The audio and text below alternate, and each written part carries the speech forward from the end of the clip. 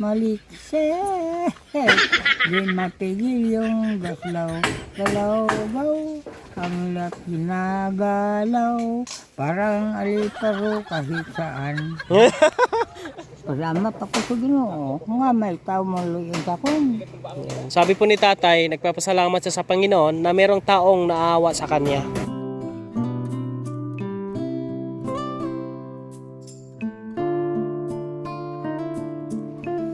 Din ka makagto, tay. Din ka makagto. Din ka makagto. Ano? Din ka makagto. Kagto ka to? Ha?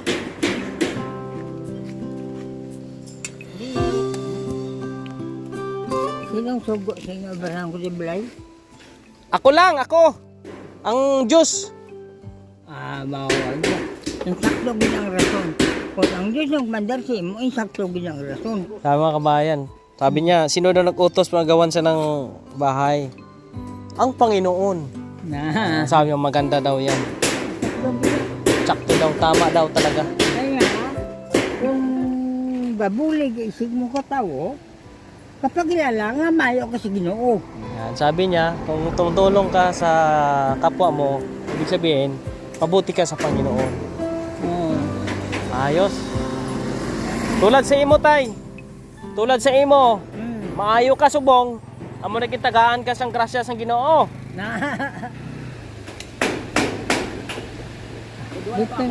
Depende na iya sa pagbati sa tao mo. Oo. Maayo kay na nagkilalahay ta duwa. Sino ka? Ha? Sino ko gani ang alam mo? Nalimtan mo na? Nalimtan mo na? Oo. Si Kuya Rimon. Rimon. Agus. Agot. Oo.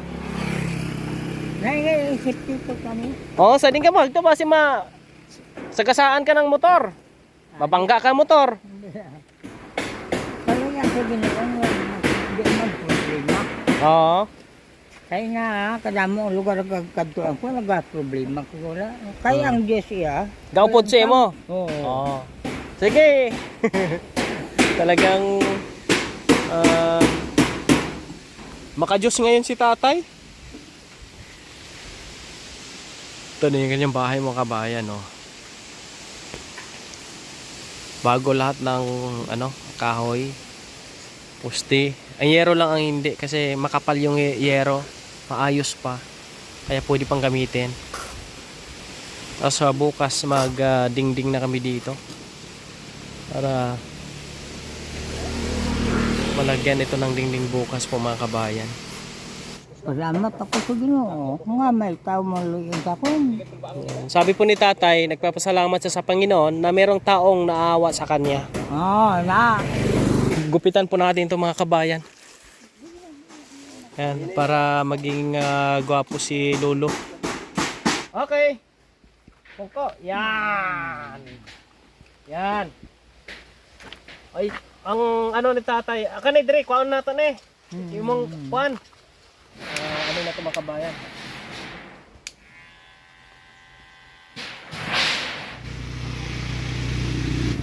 Hindi nga pa kung kang gamit, no? Oo. Nami iubra.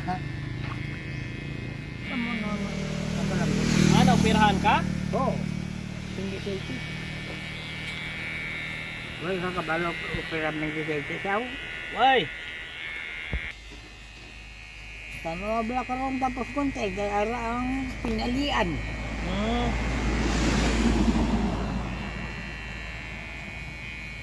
Ikaw pa ang galing nakakita ko sa bunting na palos nga.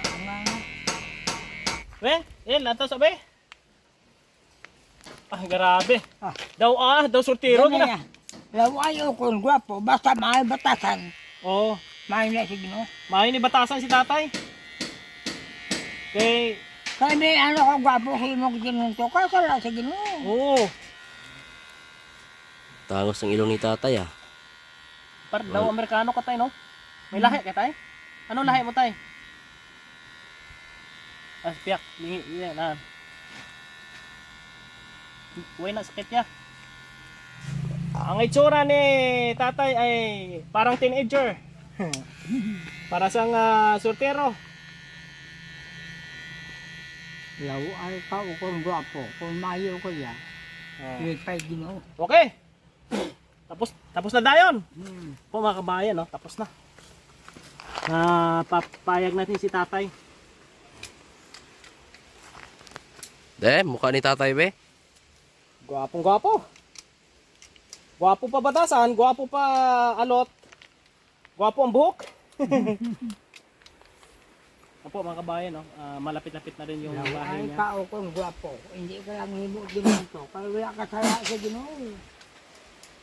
Shoutout po kay Ate Rosalinda Hubero, kay Ate Evelyn Bethower, kay Ate Ami, Ako ni kay Ate Emilda Bayane, kay Ate Emilda Agawin, shoutout po sa inyo. Maraming salamat. Malikse, di mapigil yung gaslaw, galaw, ang laki na galaw, parang aliparo kahit saan. Magaling no Tagalog si tatay. Galaw-gaw daw, galaw-gaw. Galaw-gaw gid. Ayun na po mga kabayan ang latest update po natin at ayun na po no. Wala na yung mga bulok-bulok niya na kahoy. Hindi bago na po lahat 'yan. Pero yung sahig niya tsaka yung ano na sahig okay pa naman kaya yan na munang ginamit. At dito lalagyan dito ng parang balkonahe po mga kababayan. Isang bintana tapos yung dito sa likod sakto lang yung isang hardiplex dyan pahaba para yung sa itaas open lang yan kasi hindi naman sa abutin ng ulan para yung hangin ay makalabas pasok po mga kababayan. At yung saingan niya dito sa nagsasaing sa lupa siguro ililipat natin doon sa kabilang side kasi nga pagka bumaba sa dito pupunta sa doon sa kabila mas maganda pagbaba niya dito diyan na mismo yung kanyang saingan po mga kababayan para diyan po sa mahirapan. Saka hindi naman po siya madalas sabi ng barangay po dito hindi siya madalas nagluluto kundi binibigyan-bigyan lang po sa mga kabayan ng ready to eat mga ulam na luto na po mga kabayan. Saka yung bigas hindi naman sa pwedeng bigyan daw ng maraming bigas, kailangan yung bigas niyan tama lang kasi nga minsan nawawala daw ho, no? Minsan umalis daw ito kaya pagka balik ay wala ng bigas niya. Yan lang naman po ang ano natin, ang purpose kasi natin dito na mai-secure lang siya pagdating po sa ulan, init, sa tigbagyo na mai-secure siya na hindi siya ulanan umanaganan ng kanyang bahay. Ito kasi bagong bago ito mga kababayan. Dito si tatay, ayan o. Maraming salamat po kay Ate Rosalinda Hubero sa pagtulong po sa ating mission. Kay Ate Evelyn Bethower, ganoon din po no, kay Ate Emilda Bayane, Ate Ami, Ate Emilda Agawin, shout out din po sa inyong lahat. Yan no. Diyan kami nagsasaing, kakain po kami. Nagutom si Lolo. Ram, bigyan mo ng ano. Bigyan mo pang merenda. Nagutom. Nagluto kami kanina ng nilagang baboy mga kabayan at dito kami nagsaing.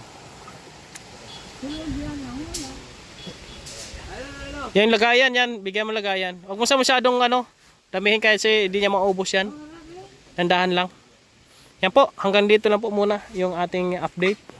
Ngayong araw na ito mga kababayan, maraming salamat sa inyong pagsama. Mabuhay kayong lahat, abangan nyo po yung pagdingding po namin at pagpintura po nito mga kababayan.